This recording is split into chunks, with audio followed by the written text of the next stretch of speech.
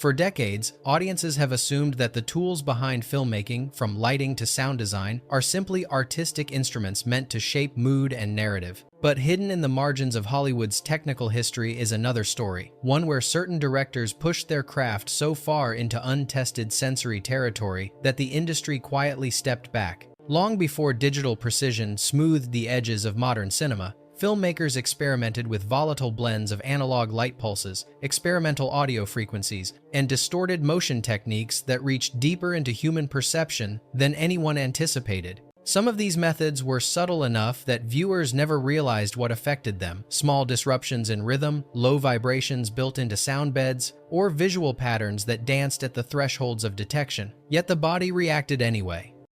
Reports from premiere screenings described dizziness, inexplicable waves of unease, or the feeling that the film was exerting pressure rather than simply being watched. These reactions were rarely publicized. Studios preferred to avoid scrutiny, especially when no clear explanation existed beyond "the audience responded strangely." Each time a technique caused concern, the pattern repeated. A film debuted, viewers felt something they couldn't articulate, executives held closed-door discussions, and the method disappeared, not with a public announcement but with silent avoidance. Over time, these vanished experiments formed a hidden chapter of sci-fi history, one defined not by creative failure but by techniques deemed too psychologically potent to use again. In this episode, we revisit 15 films born from that forgotten frontier.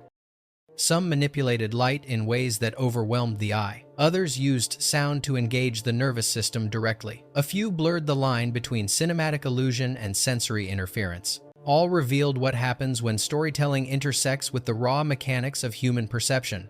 And their disappearance leaves a lingering question. Did Hollywood abandon these techniques for safety, or because they worked too well? 1. The Last Starfighter, 1984. The Last Starfighter broke new ground in computer-generated imagery, but the novelty of early CGI brought unintended consequences that Hollywood quickly learned to avoid. Because rendering technology was still developing, motion sequences involving high-speed ships and rapid rotations produced distortions known as velocity smear. These distortions caused objects to stretch or ghost across frames when motion exceeded the system's sampling ability. To the viewer, this created an unnatural warping brief, but noticeable enough to disrupt spatial coherence. Audience reactions were subtle but consistent. Some viewers felt mild nausea during intense flight scenes. Others described a fleeting sense that the image had snapped or misaligned. Technicians analyzing these responses discovered that motion smear interfered with the brain's ability to track velocity smoothly. When expectation and visual input diverged, even slightly, the effect produced physiological discomfort. Universal Studios took these findings seriously. Internal technical documents from the period labeled high-velocity CGI as unstable for theatrical precision, prompting rapid improvements in rendering algorithms. Developers were instructed to prioritize motion stability over visual experimentation, effectively eliminating the conditions that produced the original distortions. While modern viewers rarely encounter these artifacts due to remastering, the film's first release demonstrated a critical insight. Digital imagery, when pushed too far, could unintentionally stress the perceptual mechanisms that maintain spatial orientation. Hollywood quietly shifted towards safer CGI strategies, ensuring that velocity-driven distortion would never again appear in wide-release films. The Last Starfighter remains a milestone, but beneath its pioneering legacy lies a cautionary tale about the neurological limits of early digital motion limits the industry learned not to cross again. 2. Sunshine, 2007. Sunshine sought to portray the sun not merely as a celestial body, but as an overwhelming force capable of penetrating the human psyche. To convey this, director Danny Boyle utilized controlled overexposure surges, brief, intense expansions of light, designed to mimic the feeling of staring into something unimaginably powerful. These surges occurred not randomly, but at narrative pressure points, amplifying emotional intensity through abrupt visual shock. Screening reactions revealed how potent the technique was. Many viewers instinctively shielded their eyes, others felt disoriented as their vision struggled to recover from rapid luminance spikes. Some described a sensation akin to heat or weight pressing through the screen. Specialists reviewing the footage noted that these surges bordered on the thresholds used in sensory overstimulation experiments. producing momentary disruption in the eye's adaptation mechanisms. Executives at Fox Searchlight recognized both the artistic brilliance and the potential hazard. Brightness surges varied significantly depending on theater configuration, making the effect difficult to control. To mitigate risk, several scenes were adjusted in post-production to soften the transitions. Internal memos from the studio urged caution with any future use of aggressive overexposure, citing the unpredictable physiological responses recorded during testing. While the final film still harnesses the sun's overwhelming presence, its most extreme surges were toned down, ensuring they remained expressive without provoking distress. Hollywood ultimately moved away from similar luminance-based intensity techniques, favoring digital simulations that could maintain visual impact without threatening sensory overload. Sunshine's legacy demonstrates how a single visual element, light, pushed to its limits, can alter the viewer's physical experience. And it showed the industry where the boundary lies between cinematic immersion and perceptual strain. Donnie Darko, 2001. Donnie Darko became iconic for its dreamlike tension and looping timelines, but beneath its psychological narrative lay a nearly invisible visual device that shaped how audiences emotionally processed the film. Director Richard Kelly introduced slow, rhythmic luminance fluctuations, subtle alterations in brightness that drifted across the image at intervals too soft to be recognized consciously. These fluctuations appeared specifically during scenes involving temporal distortion or moments when reality seemed to thin around Donnie, lending the film its unsettling aura. During early screenings, viewers struggled to articulate what bothered them. Some felt a faint pressure around their temples, others experienced momentary imbalance or a sensation of watching the scene from a distance. These reactions were traced back to the brightness drifts, which disrupted the eye's adaptation cycle. Instead of stabilizing to a consistent level of light, the viewer's visual system was forced to readjust repeatedly, creating a low-grade disorientation aligned perfectly with the film's themes. Studio reviewers raised concerns about the unpredictability of the technique.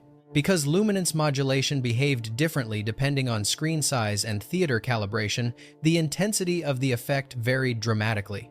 Some theaters produced subtle unease, others risked overwhelming sensitive viewers. To avoid potential backlash, the studio recommended softening the effect, though Kelly retained enough modulation to preserve the film's uncanny emotional tone. Hollywood quietly stepped away from similar brightness-driven manipulations afterward. Internal discussions framed such methods as sub-perceptual influence tools, cautioning that they could shape emotional states without viewers' awareness. As digital mastering advanced, luminance stability became a priority, effectively pushing techniques like this into obscurity. Donnie Darko's hypnotic mood endures, but part of its power originated from a visual rhythm Hollywood later decided was too psychologically invasive to repeat.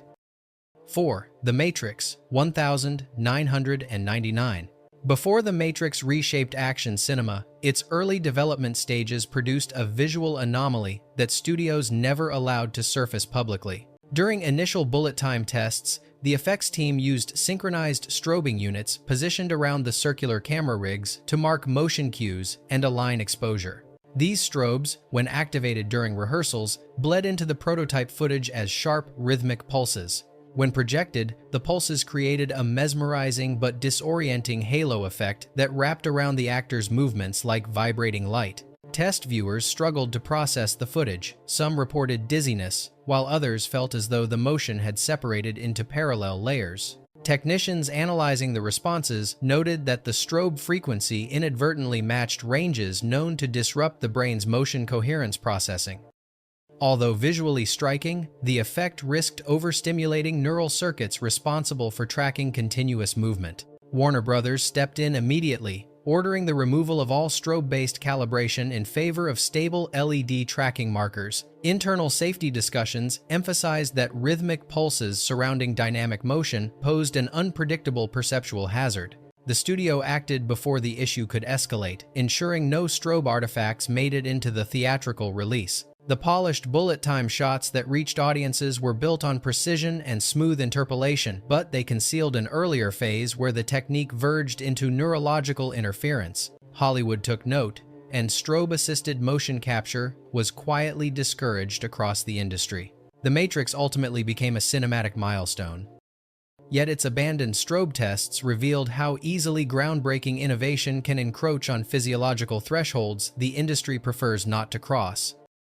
5. Existence 1999. Existence blurred the boundaries between organic and digital reality, but its most unnerving technique operated not on the story level, but within the fabric of the image itself. Cronenberg's team experimented with a subtle form of spatial distortion, a controlled manipulation of motion edges and peripheral shapes designed to mimic the instability of entering an artificial world. Objects would drift microscopically off-axis, or movements would linger just slightly too long, producing a sensation that something was bending within the frame. These disturbances were quiet but deeply effective. Early viewers reported difficulty trusting their own sense of orientation, even in dialogue-heavy scenes. Others felt mild dissociation, as if the environment on screen were breathing or flexing. Post-production logs later noted that the distortion patterns interfered with the viewer's peripheral anchoring system, the mechanism that allows the brain to judge stability and spatial boundaries. Studio executives voiced private concerns. While the method was subtle, its unpredictability made it unsuitable for mass audiences. The distortions responded differently depending on projection format. On large screens, they became more pronounced, amplifying the discomfort. Hollywood began phasing out such techniques, labeling them perceptually volatile in internal communications. As digital effects matured, filmmakers sought cleaner, more controlled forms of visual manipulation. The organic distortions seen in Existence grew rare, replaced by safer, more predictable digital simulations that prevented unintended physiological responses. The film stands today as a reminder of how delicate the boundary is between visual artistry and sensory intervention. Cronenberg revealed that even small deviations in motion can alter a viewer's internal equilibrium, an insight powerful enough for Hollywood to quietly avoid repeating. 6. Event Horizon 1997. Event Horizon has built a reputation for its disturbing imagery, but the most unsettling element of the film wasn't what appeared clearly on screen, it was what flashed so quickly the conscious mind couldn't fully register it. During assembly of the film's chaotic vision of hell sequences, the editors inserted distorted frames of violence and grotesque transformation at sub-perceptual speed. These fleeting visuals lasted only a single frame or two, short enough to bypass deliberate recognition, but long enough to activate emotional reflexes buried beneath awareness. During test screenings, viewers reacted with inexplicable tension. Some felt sudden anxiety with no identifiable trigger. Others reported unease as if the film were pressing inward on them. Only when technicians reviewed the footage frame by frame did they realize that the subliminal inserts were prompting the brain to respond without context, stimulating fear centers directly, sidestepping conscious analysis altogether. Studio leadership recognized the power of the technique but recoiled from its implications. Subliminal imagery occupied a gray zone with no formal regulations, yet carried unpredictable consequences. Legal advisors warned that if audiences discovered the use of hidden frames, the studio might face criticism for manipulating viewers psychologically. The result was a mandate to scale back the most extreme sequences, though fragments remain in the final cut. Hollywood quietly distanced itself from subliminal horror afterward. Editors received informal guidance discouraging experimentation with subframe content, especially in emotionally charged scenes. While overt strobe effects could be monitored and controlled, subliminal frames were inherently unstable, too dependent on projection environment, screen size, and viewer sensitivity. Event Horizon endures as a cult classic, but part of its potency lies in a technique the industry chose not to revisit. It served as proof that cinema could reach beneath conscious thought, and that such power demanded restraint. 7. Tetsuo, the Iron Man, 1989.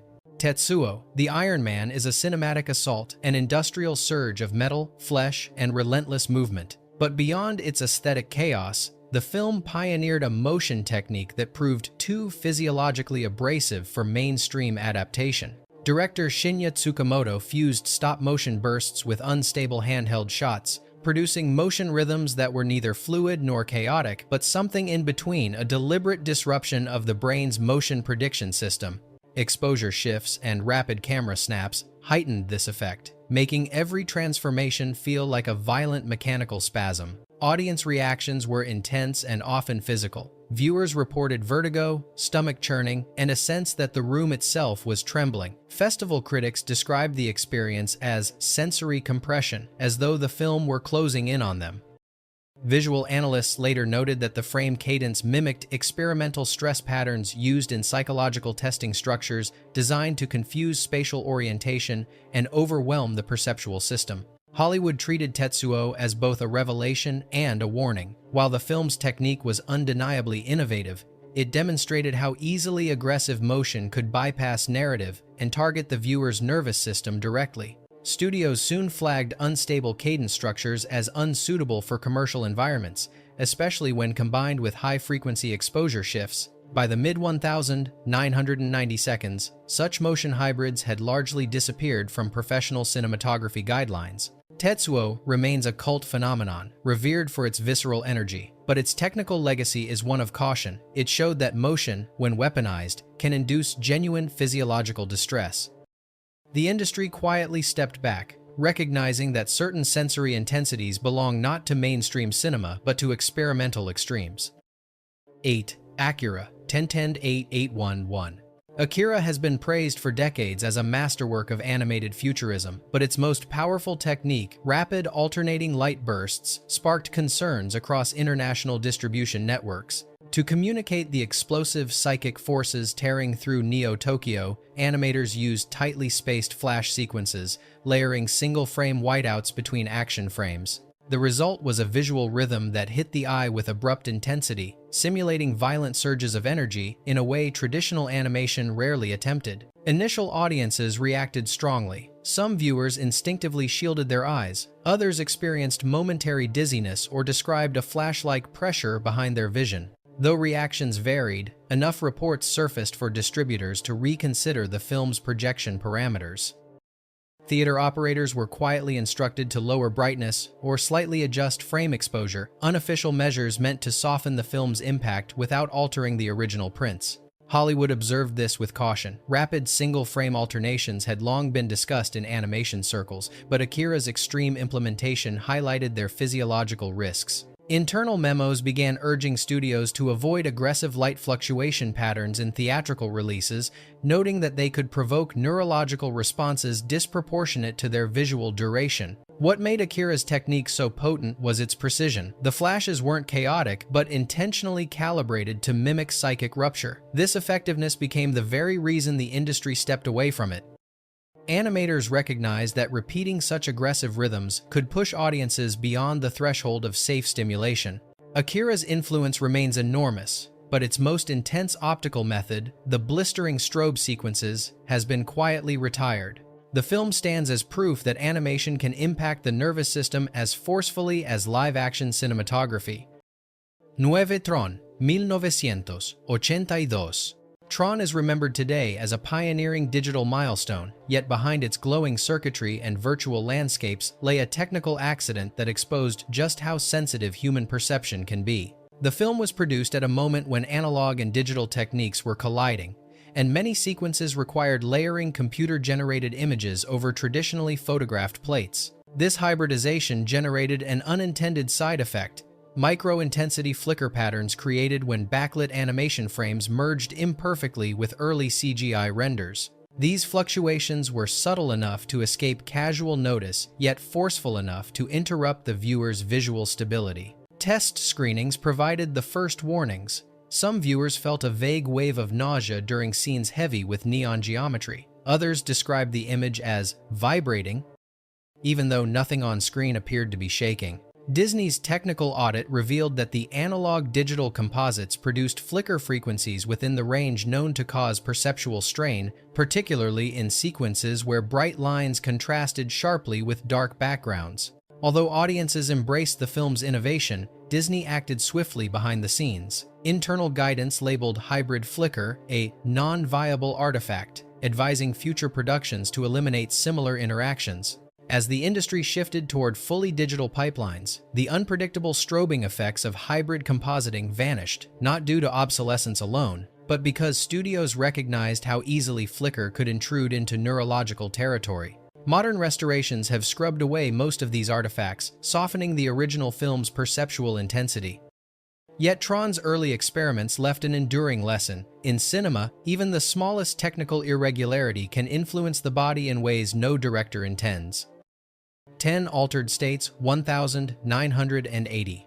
Altered States pushed cinematic hallucination to new extremes, but beneath its surreal visions lay a flicker-based method that sparked concern among technicians and medical consultants alike. To simulate the protagonist's descent into primal consciousness, director Ken Russell employed high-contrast light bursts that cycled at rapid, uneven intervals. These bursts were crafted to overwhelm the viewer's perceptual stability, mimicking neural overload without relying on traditional strobe effects.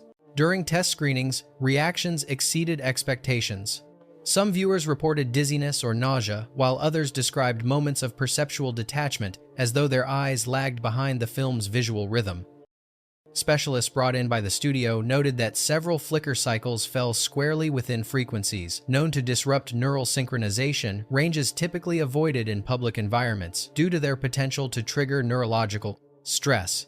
While no formal regulatory action was taken, the studio grew uneasy about the liability risks associated with such intense sensory methods. Hollywood's internal memos from the era show increasing pressure to avoid flicker frequencies that could unpredictably affect portions of the audience. As digital effects evolved, filmmakers gravitated towards safer, more controllable visual languages, leaving behind the volatile analog flicker that powered Altered State's most iconic sequences. Despite revisions before release, the film retains enough of its original intensity to convey the sensation of consciousness unraveling. But its legacy is double-edged. It expanded the vocabulary of cinematic hallucination while simultaneously demonstrating that certain perceptual boundaries should not be crossed. Altered States stands as a landmark of experimental sci-fi and as a reminder that even artistic ambition must yield when sensory effects drift too close to neurological risk. Elf Eraserhead, 1977.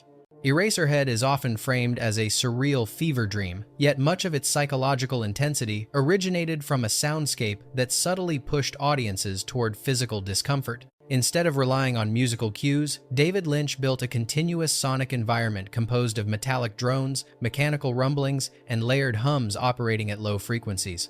These sounds were designed not as accompaniment but as an oppressive atmosphere that pressed against the viewer's senses, producing tension even in scenes without dramatic events.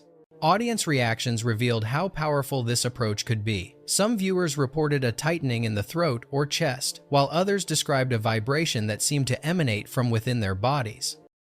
The discomfort emerged not from volume but from the sustained presence of frequencies that lingered just above infrasonic levels. Sound engineers reviewing the film noted that the persistent tones interacted with the autonomic nervous system, triggering unease even when the viewer was unaware of the source. Hollywood took notice. While Lynch had not broken any technical guidelines, the unpredictable reactions made studios wary of allowing similar sound beds into wide-release productions. Concerns mounted as theater operators reported clusters of walkouts attributed not to the film's imagery, but to its suffocating acoustic presence. Internal discussions recommended avoiding prolonged, low-frequency environments in future films, citing their capacity to provoke involuntary physical responses. The technique was gradually phased out across the industry, replaced by more controlled approaches to atmospheric sound design. Yet Eraserhead remains an enduring example of how audio can influence the body as much as the mind. Its soundscape reshaped the boundaries of cinematic immersion and demonstrated why the industry stepped away from methods capable of bypassing conscious interpretation altogether.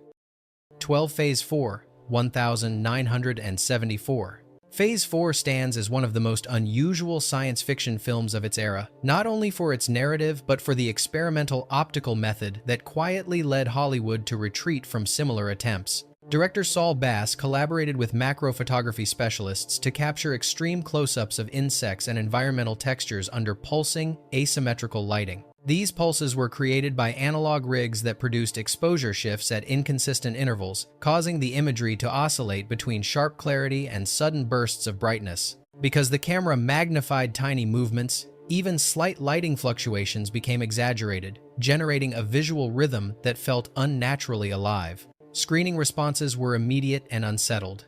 Viewers reported eye strain, headaches, and a peculiar crawling sensation reactions far out of proportion to the slow, observational nature of the scenes. Some audience members instinctively looked away during the macro sequences, as if the imagery were activating a discomfort they couldn't articulate. Technicians who analyzed the footage later discovered that the irregular pulse cycles overlapped with luminance ranges known to provoke neurological fatigue.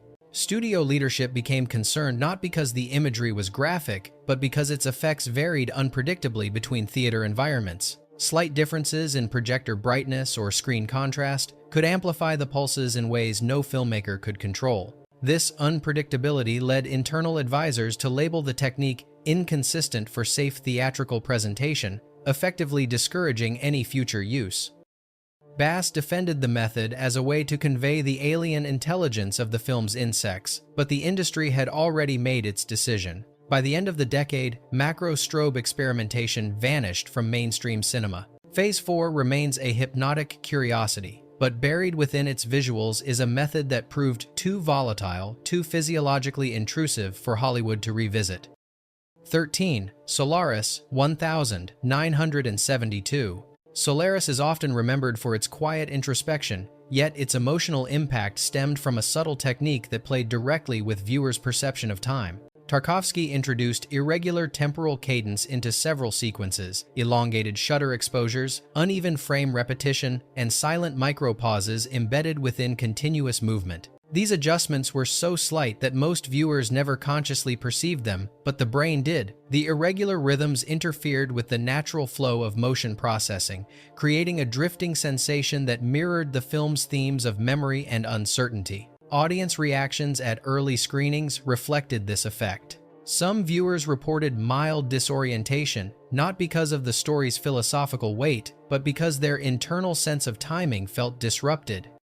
Others mentioned that certain scenes seemed to float even when the camera remained perfectly still. Projection technicians who reviewed the sequences noted that the cadence variations created a perceptual instability akin to temporal parallax, an effect observed in psychological studies of altered states. Soviet officials questioned the technique's appropriateness, concerned that such subtle manipulation might be interpreted as an attempt to induce emotional vulnerability.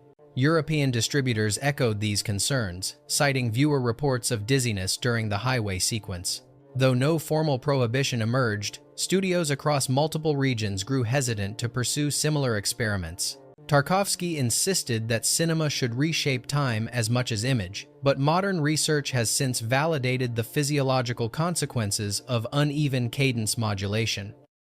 Even tiny disruptions in frame rhythm can affect orientation, anticipation, and emotional grounding. Solaris stands today as a masterpiece, but embedded within its contemplative beauty is a perceptual technique Hollywood quietly set aside.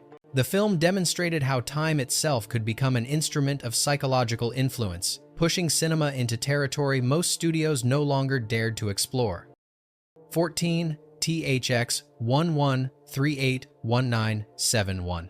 THX 1138 is often praised for its minimalist world-building, but beneath its stark imagery was a deeper experiment involving the physiology of sound. Lucas and sound designer Walter Murch constructed an acoustic environment filled with layered mechanical resonance and infrasonic tones, not traditionally heard but physically felt. These frequencies blended seamlessly into the film's ambience, shaping the emotional atmosphere in ways most viewers never consciously recognized. Reports from early screenings described an unusual pattern of reactions. Viewers reported pressure in their chest, unease during otherwise calm scenes, or a lingering sense of being confined. Projectionists noticed that these complaints tended to surface during sequences where low-frequency beds intensified.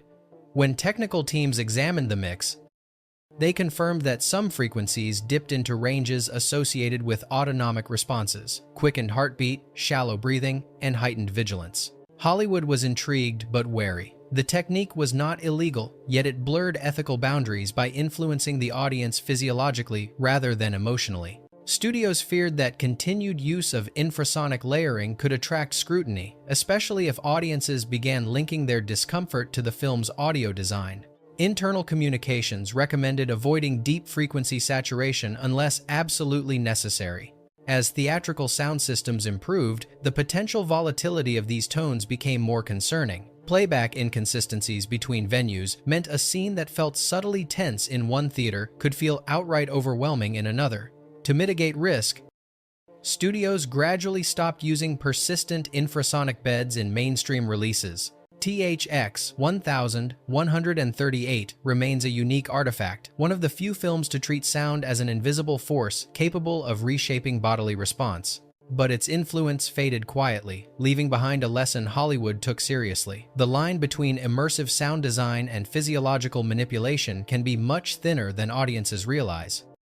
152001, A Space Odyssey 1968. When 2001, A Space Odyssey first appeared in theaters, audiences believed they were witnessing a bold artistic experiment. Few realized that Kubrick had inadvertently crafted one of the most aggressive perceptual stress tests ever shown publicly. The now iconic Stargate sequence was built through slit-scan imaging and analog color cycling that produced visual pulses far less controlled than modern digital equivalents. These pulses interacted with the eye's adaptation processes, creating a barrage of shifting luminance and geometry that destabilized depth perception. During early screenings, viewers reported sensations that seemed unrelated to the film's narrative. Some described a drifting feeling, as if the theater itself were shifting beneath them. Others felt emotionally detached or overwhelmed without understanding why.